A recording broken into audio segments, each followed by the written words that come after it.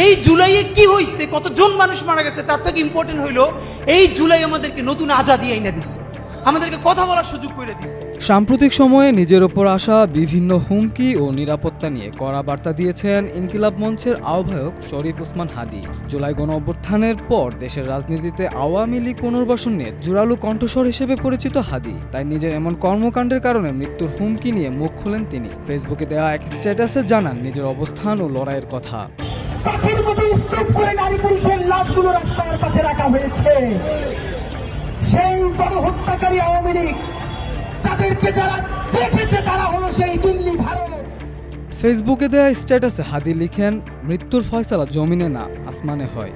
গত কয়েকদিনে বিভিন্ন গুরুত্বপূর্ণ জায়গা থেকে আপনারা আমার নিরাপত্তার ব্যাপারে অত্যন্ত উদ্বেগ জানিয়েছেন।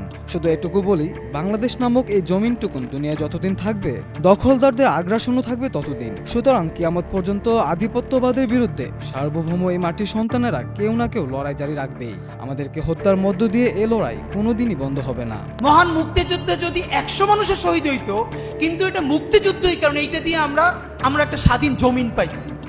হাদী আরও লিখেন, ওরা এক আবরারকে হত্যা করলে ফের লক্ষ আবরার জন্মায় এ জমিনে। আমি চলে গেলে আমার সন্তান লড়বে, তার সন্তান লড়বে।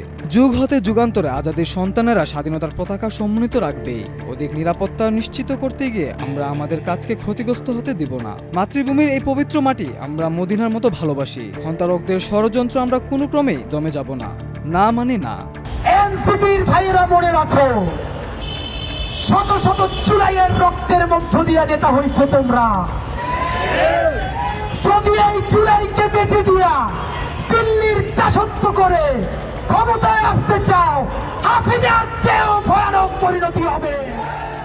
স্রষ্টার কাছে অনুগ্রহ প্রার্থনা করে ইনকিলাব মঞ্চের এই নেতা লিখেন, হে মহাপরাক্রমশালী আল্লাহ, সমস্ত ভীরুতা ও অসততা হতে আমরা তোমার কাছে আশ্রয় চাই। সাহস ও ইনসাফের বৃষ্টিতে আমাদের বক্ষ ভিজিয়ে দাও খোদা।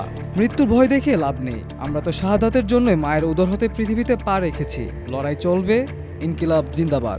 যে লাল মার্চ কর্মসূচি ঘোষণা করেছি, সারা বাংলাদেশের সকল জুলাই যোদ্ধাদেরকে এই লাল মার্চে অংশ নেওয়ার জন্য অনুরোধ জানিয়ে আজকের মতো শেষ করছি। ইনকিলাব জিন্দাবাদ। মাল্টিমিডিয়া ডেস্ক, আমার দেশ।